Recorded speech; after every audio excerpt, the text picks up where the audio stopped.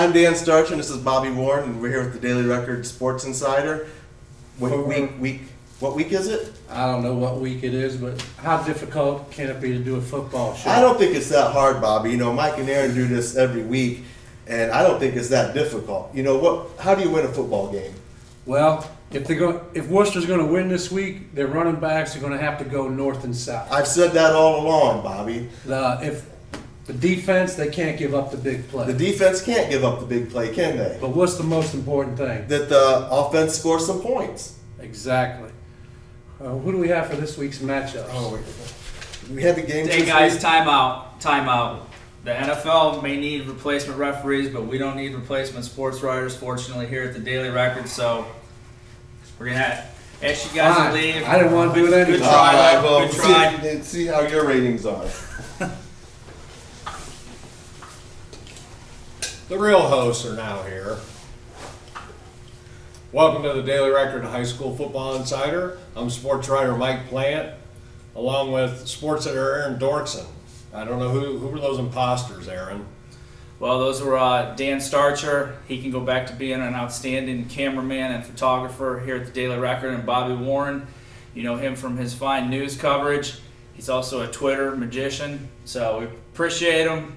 They tried it a little bit, but we're going to go back to the guys that really study the high school football and go to the games each week. And those are also that's also the right side of the Daily Record's offensive line in case we end up playing ourselves some Friday night. Aaron, I know jumping into the games real quick, the OCC saw, looking back at last week, the Ohio Cardinal Conference had a couple of real good games. Last week was week 5, the halfway point of the season. Just some outstanding games. West Holmes was only picked 2 of the people on our panel picked West Holmes to win. 7 picked them to lose. I'll take credit. I got that one right, although it was close. West Holmes went over to Ashland, won 41-36, beat the defending league champs on their home field. The Knights are now 5-0, ranked 4th in the state in Division III. It was a gutsy performance from Lane Perrone, the area rushing leader, on a sprained ankle. He had 128 yards. Garrett Mackey went over 100 yards as well with 2 touchdowns. One of the most underrated but important parts of the Knights football team, in my opinion, is their defensive line. They have 2 defensive ends that are 6'5" or bigger, in Gabe Snyder and Brock McCauley, and then the defensive tackles used to be running backs at some level. Andrew Rose was a running back, and Garrett Mackey is a current running back. So when you have that kind of athleticism, I think that's a big key. They're going to go over to Orville. The Riders struggling this year at 1-4. We'll try again to get the first win on their new Heartland Field turf. Sometimes everyone's asking what's wrong with Orville. Sometimes the public school, the well's going to run a little dry. I think the kids are working hard. They don't have those Division I players that they've had, and maybe they just too many graduation losses for the first time. There's 3 Orville players playing in the Big Ten alone. For crying out loud on that one. And then the other OCC matchup is Clear Fork's going to visit Worcester for the homecoming game for the Generals. Mike, I know you wrote the follow-up to the Worcester game. What do you think about the way that one turned out? Well, I praised right here, I think in this on our show, I praised Worcester's defense against the run, and then they went over to Madison and gave up 554 rushing yards to the Rams, who didn't even throw a pass. And Worcester's pass defense had been what had given them problems all year.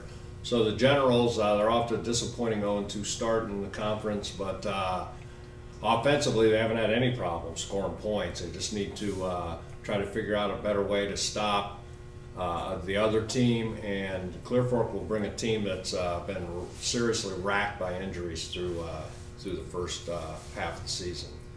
Yeah, Cam Dockett, as you mentioned, he's 1,400 yards passing plus, 12 TDs, does have 9 interceptions. If there's any problem in the offense, it has been a few too many turnovers. But that's a quick look at the Ohio Cardinal Conference matchups. We'll take a break and we'll look at the WCAL and the PAC.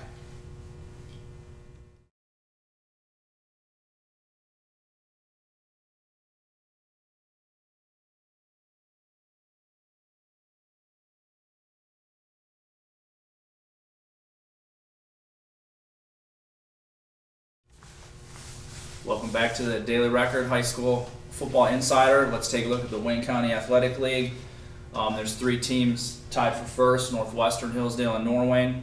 But probably the game last week, Mike, that had everybody talking around the area, following the scores, was a battle between Rittman and Chippewa that the Tribe won 21-20. Yeah, what a thriller it turned out to be.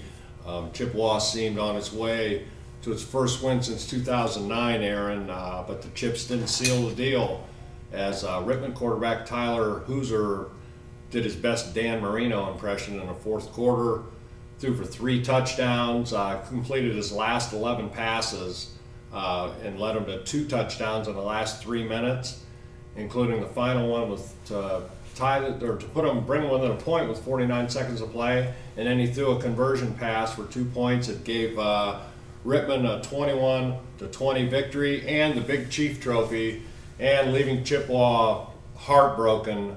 They were getting all ready to explode in celebration to end their long losing streak, but instead now they get to, as a reward for losing that close game, and Bo Wetzel, by the way, Chippewa's quarterback, played an outstanding game, ran for over 200 yards, and really did everything he could to bring that victory. But as a reward, Aaron, they get to travel over to Creston to take on the undefeated Norwayne Bobcats, and Norwayne got players like John Zimmerly, who may be all Ohio this year, but may not even play enough to letter because they don't play very much in the second half at Norwayne. This year, in the first quarter alone, they've outscored their opponents 97-6 in the first 12 minutes, 185-25 in the first half. So the defending Division IV state champions have really not missed a beat since last year, and Joe Dreyer has done an outstanding job at quarterback. Rittman will get to welcome Dalton into their stadium for homecoming, and they're coming in obviously on a high after pulling that game out last week. The Dalton Bulldogs have been struggling a little bit, fell behind 40-0 at halftime last week to Northwestern, Aaron, and the Bulldogs got to find a way to move the ball through the air. They have not thrown a touchdown pass yet through 5 games. Waynedale will make the trip over to Hillsdale to take on the Falcons. And I don't know what else you can say about Waynedale. Last week they had injuries added to the insult of their winless start as they lost quarterback Ren Weaver, who will be out this week with an injury, and their top tackler, outstanding freshman, probably the best freshman we've seen around here in a while, Reed Stanley, to an elbow injury. And I actually talked to Coach Matt Zerk about Reed, freshman. He's going to have to undergo a surgery, out for the year. Matt said the kid was just playing great, just really unfortunate. They hope he's back for wrestling. Yeah, let's hope that doesn't ruin his first wrestling season, where he'll be wrestling for his father, Louis Stanley, and his older brother, Brendan, will step back under center for the Golden Bears this week, which isn't bad because at least he has some experience playing there. They're taking on Hillsdale, who seems to be on a pretty good roll right now. The Falcons had a big second half last week at Smithville to pull away from the Smithies. And they're looking to cement that playoff berth that eluded them last year. And in the final game, the game of the week probably in the Wayne County Athletic League, Smithville will go to Northwestern. The Smithies are going to look to bounce back from that loss to Hillsdale. Northwestern wants to keep on its roll because they're going to Hillsdale next week in what looks like a huge game, not only for the county but also for the playoff picture. Last week, Aaron, at Dalton, they rolled up 478 yards of offense. And you talk about balance, 237 on the ground, 241 through the air. So that's pretty good as quarterback Malachi Noletti continues his outstanding season. Well, that's a good recap of the WCAL, Mike. Looking at the Principals Athletic Conference, I'm going to be heading over to Triway Friday. They have a really big game against CVCA that always seems to be tough. Triway just continuing to play well. They're 4-1. They're tied for first in the pack at 2-0 with CVCA, and then Manchester's 2-0 as well.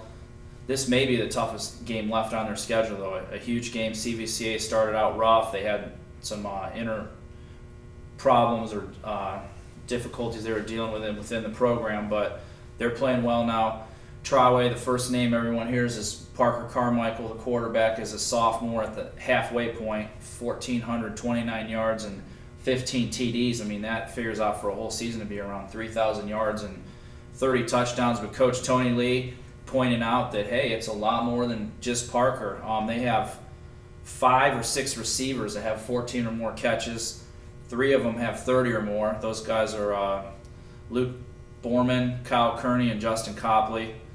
And then Luke Borman's given him a real nice rushing option too. So Triway really balanced. The linemen are also stepping up on both sides of the ball. And the line will have to play tough with CVCA's rushing attack. They usually will bring a good hard running game. So that's a look at the pack. Yeah, that's what I was just going to say. Triway's defense will certainly get a big test this Friday, but it's a big game, and the games are going to get more important each week as we go through the season. As usual, Friday night we'll be fanned out all over the county to cover the games, and you can read all about them in Saturday's Daily Record Sports Extra. And hopefully you'll join us again next week on the Daily Records High School Football Insider. Thanks for watching.